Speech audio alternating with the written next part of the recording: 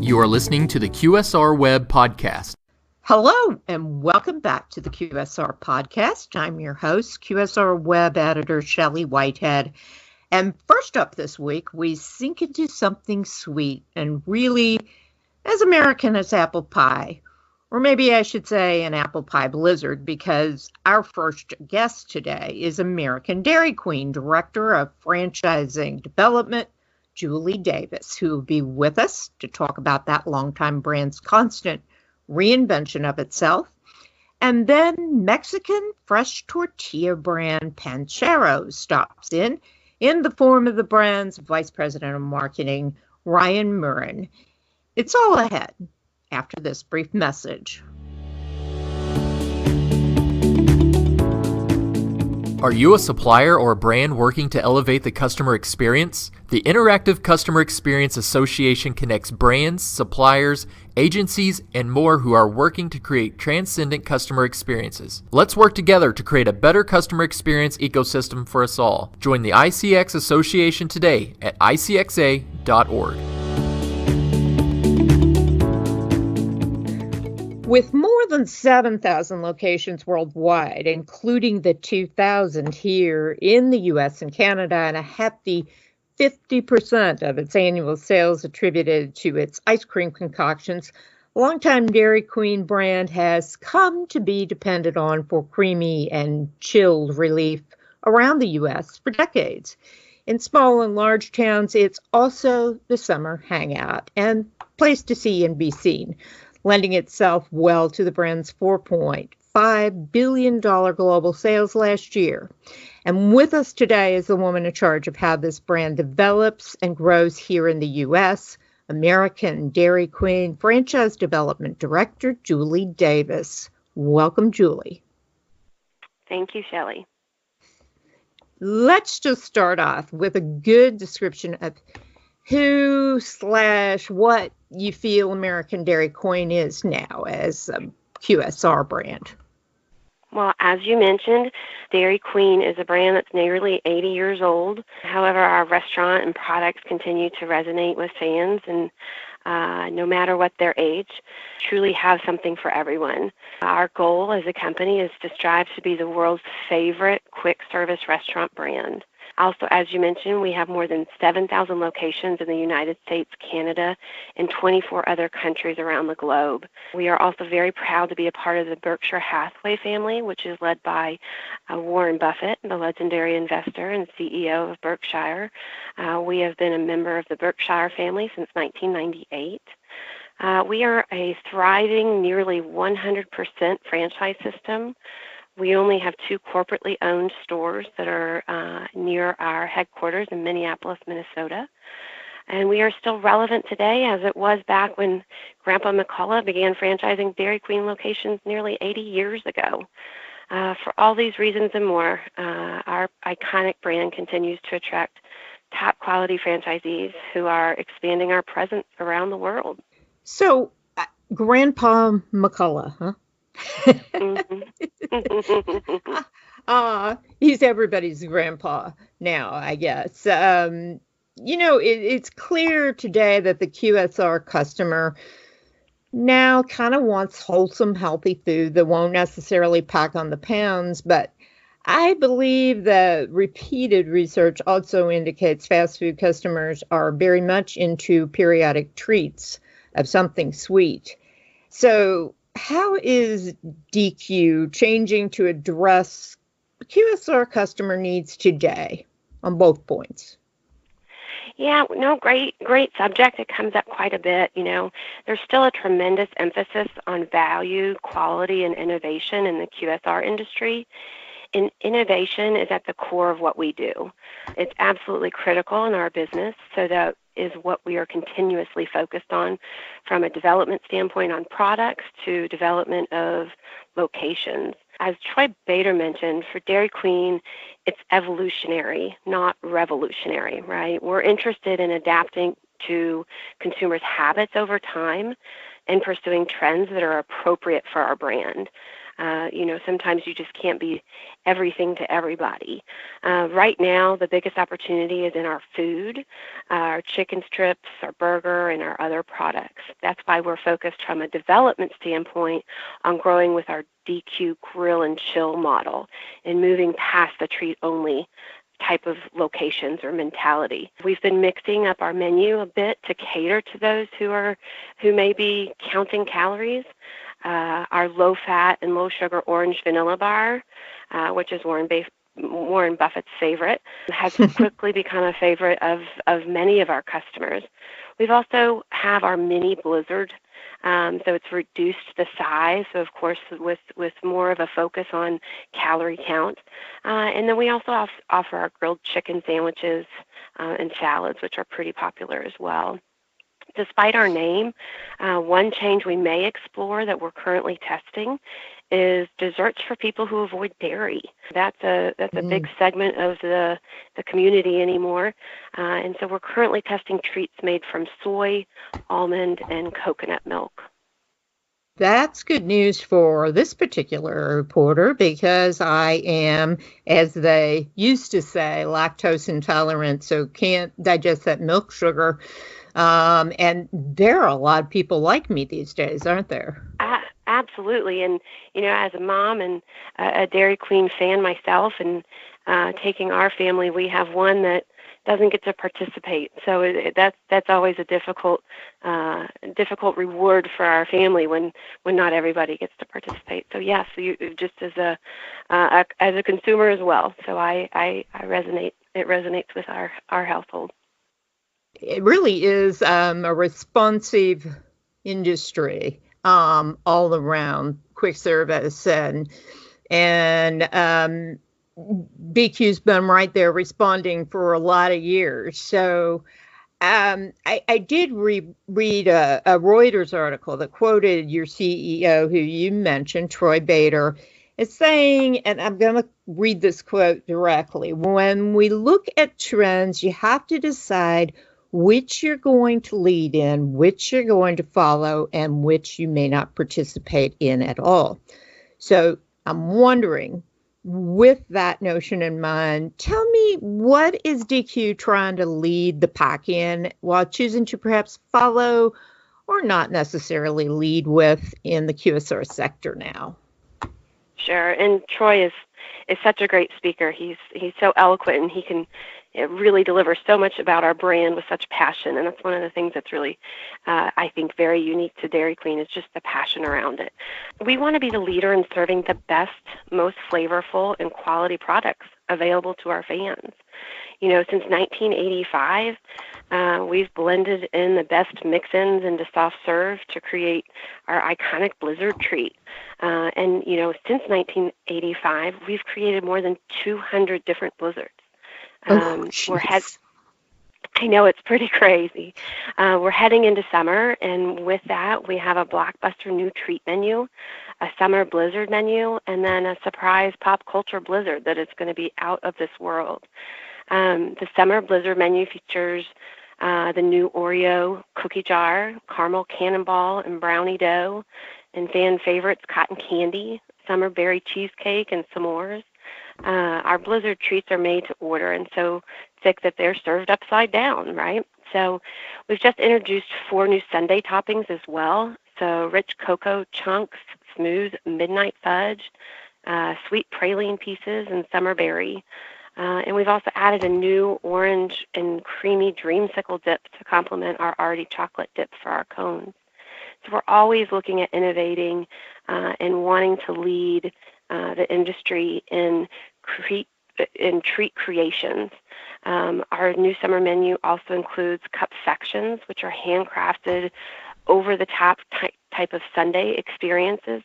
They're blended to order with unique cake shakes garnished within the high-quality topping. So it's definitely something folks need to try.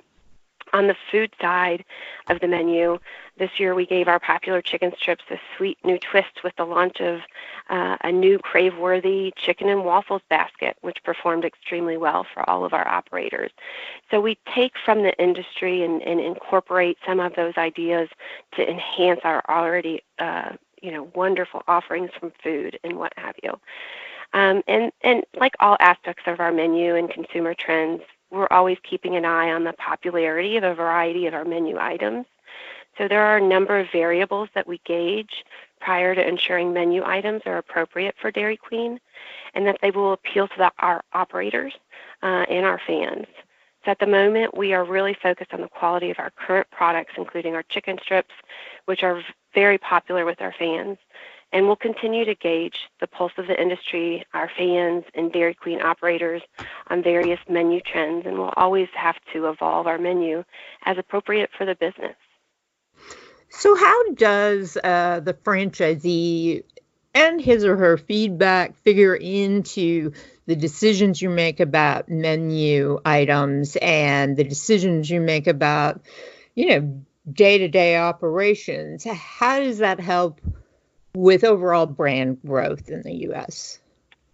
It's funny because there are franchisees, they should have, the most input, right? So as a brand that's growth, whose growth is 100% dependent and reliant on our franchisees growing their operations, we're very dialed in with our franchisees.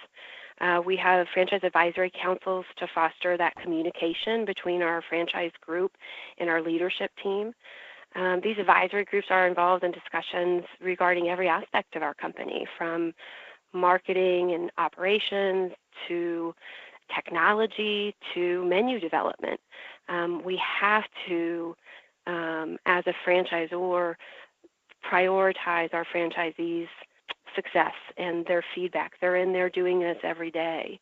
And some of our best ideas come from the franchisees, either through these councils or through, their business consultants who are working alongside them in their markets every day to help our franchisees enhance their businesses. So it's a very collaborative relationship with, again, nearly being a 100% franchised organization. Their voices are very powerful and very important.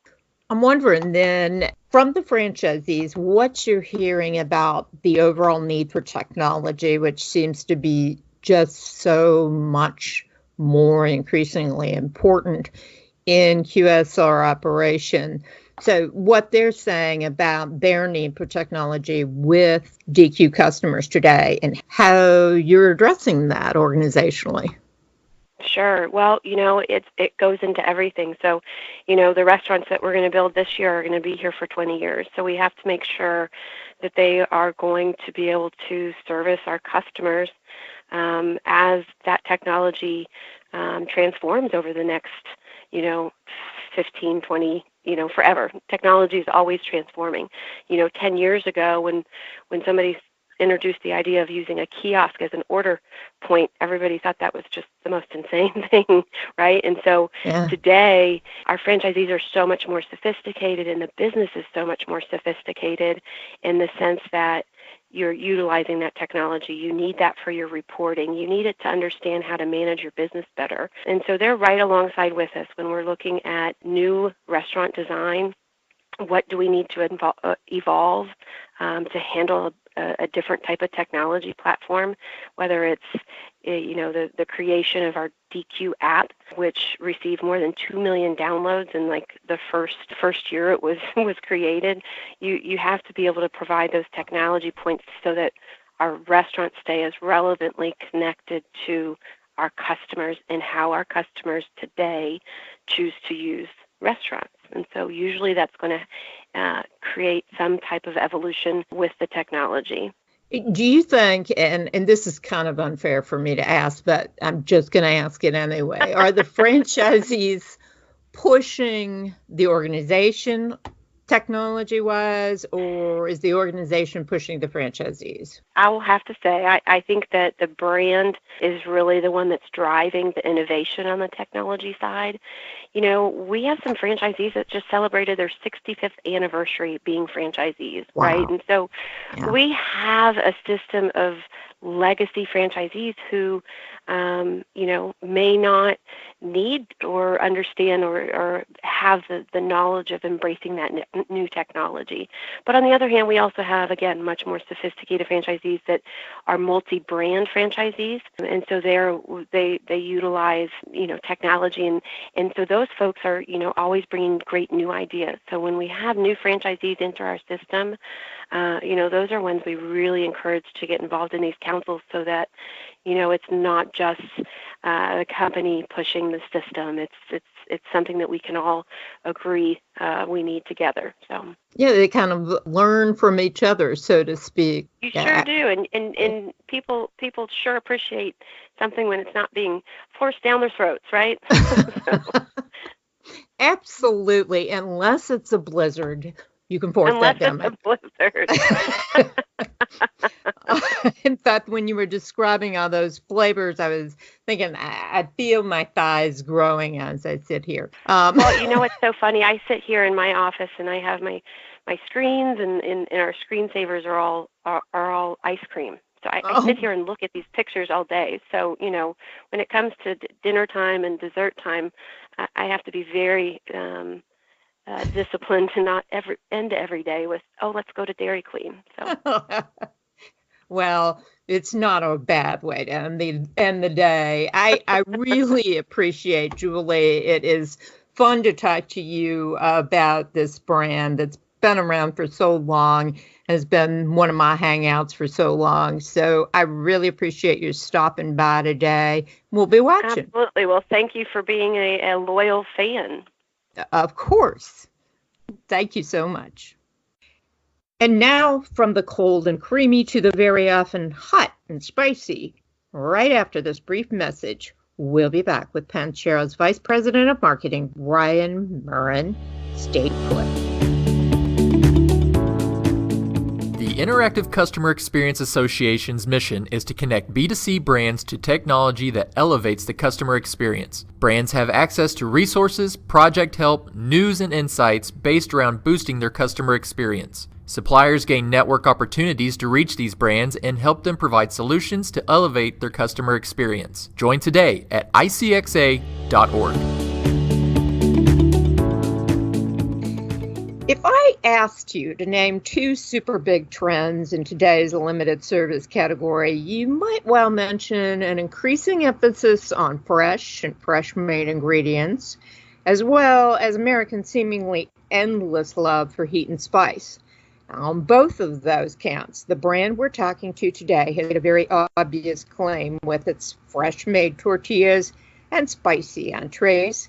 And I speak, of course, of Pancheros, here today in the form of the brand's CMO, Ryan Murrin, who joins us now.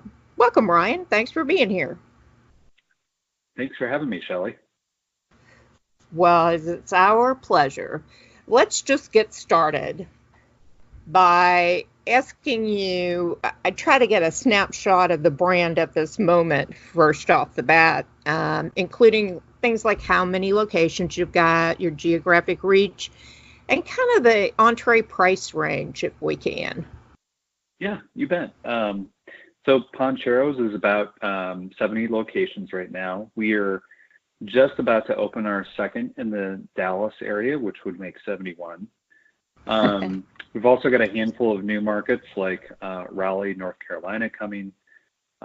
We're in 13 states right now, and our entree price is right around $7 across the country.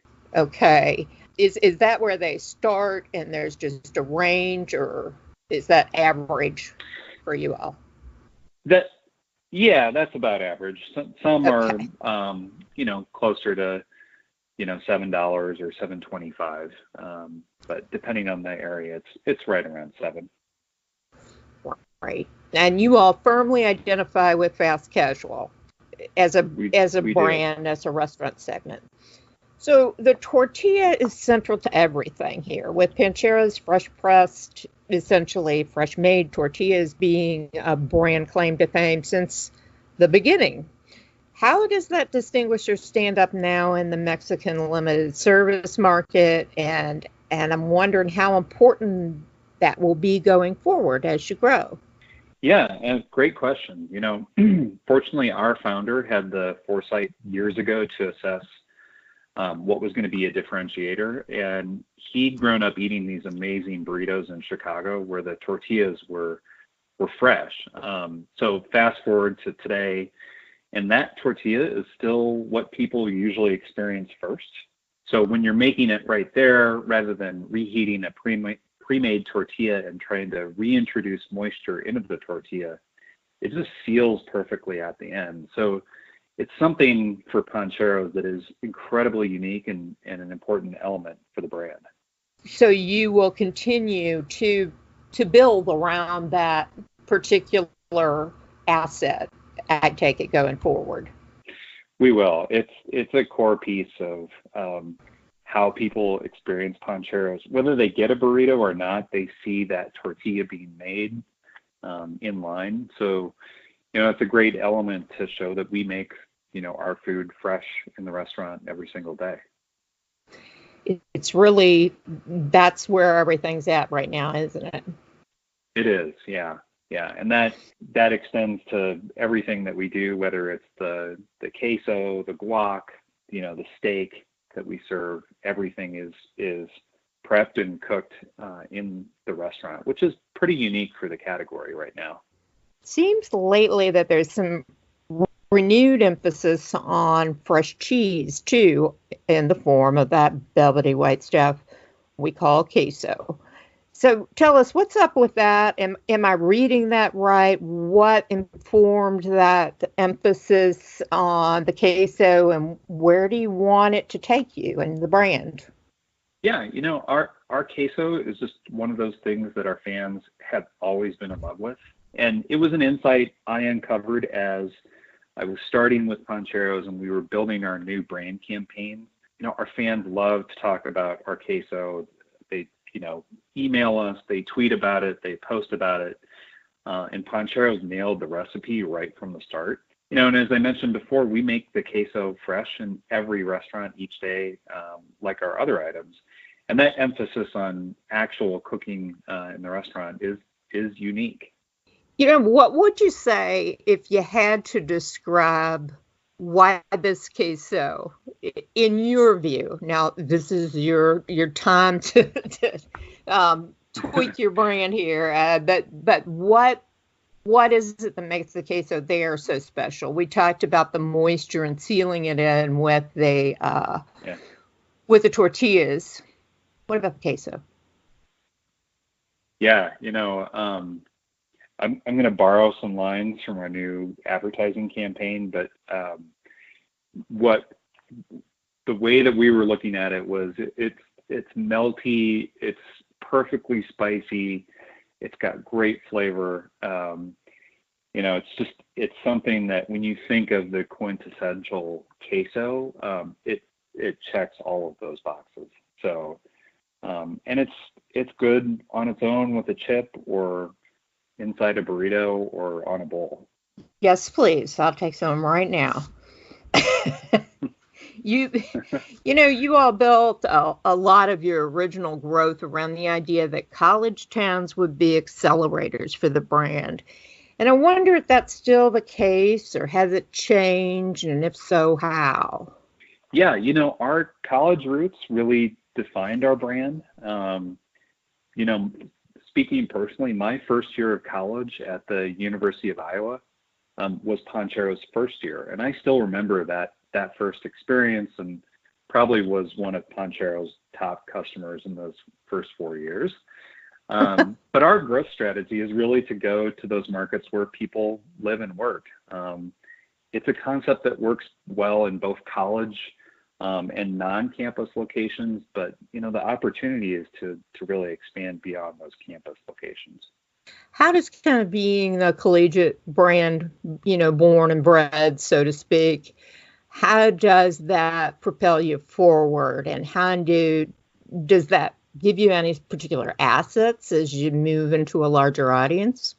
Yeah, one of I think our assets, being from Iowa, being from the Midwest, and especially on college campuses, is that people are going to school and and moving to places like Dallas or Minneapolis or, New Jersey or wherever, and they have these roots and these experiences with Pancheros that has helped seed our growth.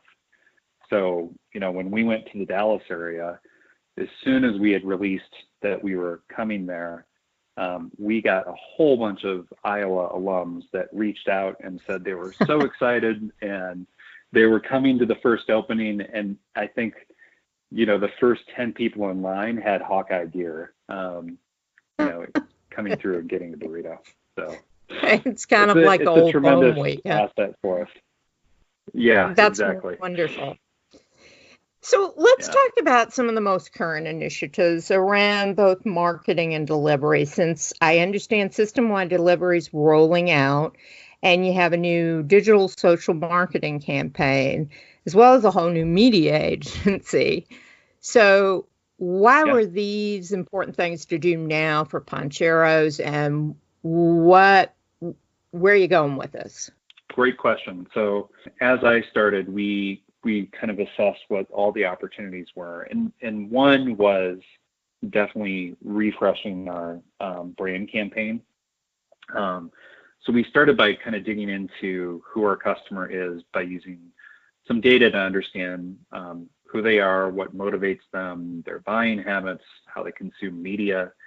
And a couple insights really informed the development of the new integrated campaign. One was that our customer is tech savvy and they're using interacting and researching brands in social and digital. And so our campaign had to be social first in its approach, which is why if you see the campaign, it works whether you have the sound on or not, and lets the ingredients and the bright, colorful guacamole and queso and pico and carnitas really do the talking. The second insight was that, we have a lot of folks that know Pancheros and know what makes Pancheros special, but as we move into new markets like Dallas and Raleigh, we have a lot of people who are just discovering Pancheros.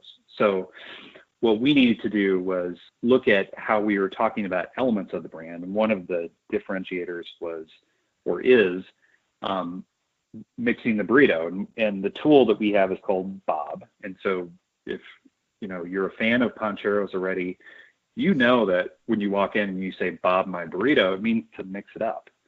But for new customers, they don't know that. And the benefit of mixing everything at the end is you get that perfect bite at the end with the pico and carnitas and queso all mixed together rather than a bite full of sour cream. So you'll see in some of our brand campaign that we've kind of reoriented to focus on the benefit rather than the tactics. And then, as you mentioned, we hired a new media agency.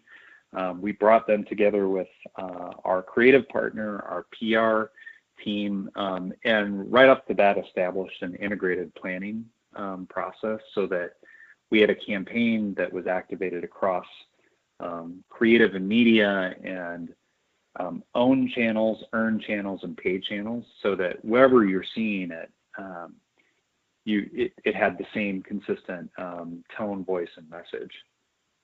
And that's important for us because we're still a small brand, and leaning into social and digital first ensures that our marketing dollars, our franchisees' marketing dollars, are being spent on the right customer in the right location at the right time.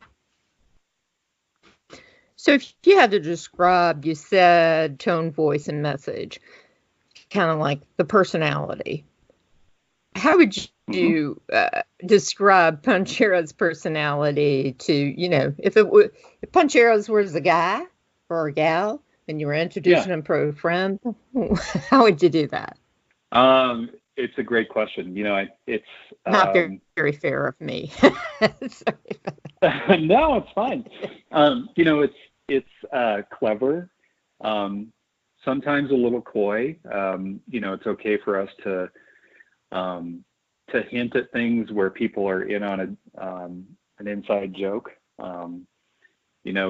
It's simple, so simplicity is at the core of everything that we do, whether it's the operations, the experience in the restaurant, the experience in digital and social. We want to make sure that we don't get in the way of people getting what they want. So it's fun, clever, intelligent, but not preachy.